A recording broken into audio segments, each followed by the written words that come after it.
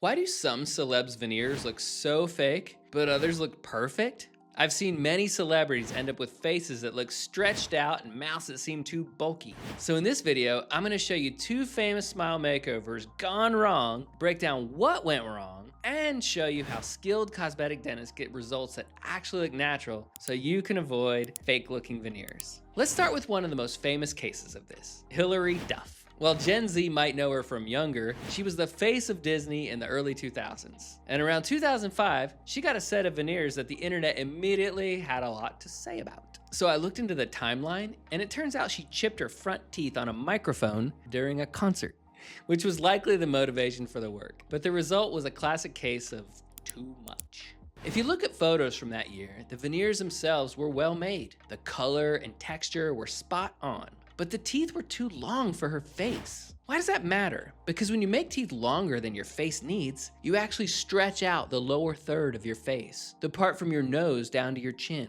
Suddenly, Hilary looked like a different person. The big rule in cosmetic dentistry: if your face isn't asking for longer teeth, don't force it. Fortunately, it looks like she had them redone or adjusted shortly after, likely shortening them by just a millimeter or two. And that's the crazy thing about dentistry.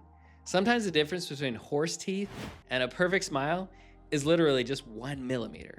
If you're thinking about veneers, the best smile looks like they belong to you, not someone else. Now, I hate to do this because this is the type of dude who could roast me in a very British way, but let's talk about it. Simon Cowell from American Idol. Before veneers, Simon had a totally normal smile, a little bit of crowding, some wear, nothing wild. He did have some functional issues to fix, but one thing he didn't need was more lip support. With his new set, he ran into a different problem than Hilary Duff.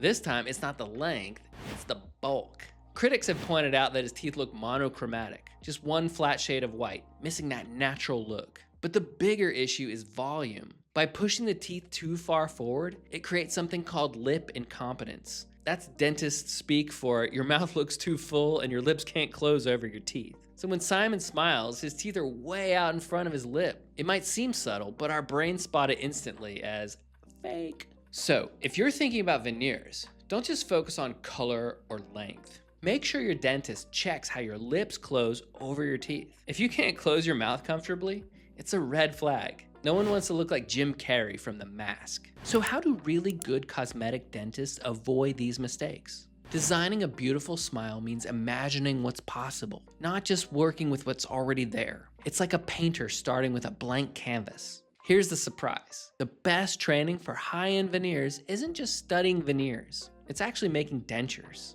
I know, it sounds backwards. But when I was in dental school, while everyone else tried to escape the denture department, I practically lived over there. Why?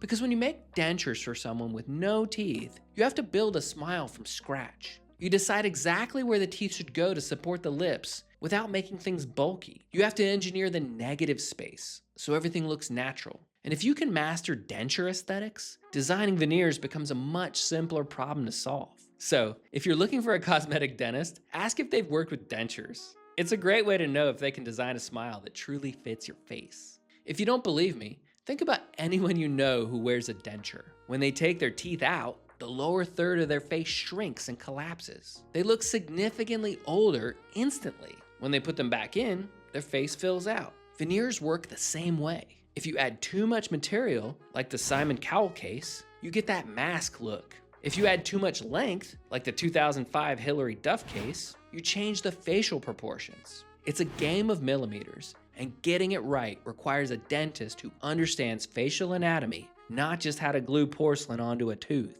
It's not easy for patients to identify which dentists have these specific skills, but knowing what to look for, natural length and proper lip support, it's a good place to start. Now that you know what can go wrong, you're probably wondering how much it costs to get it right. I actually broke down the real cost of these procedures in my next video, so click right here to watch that.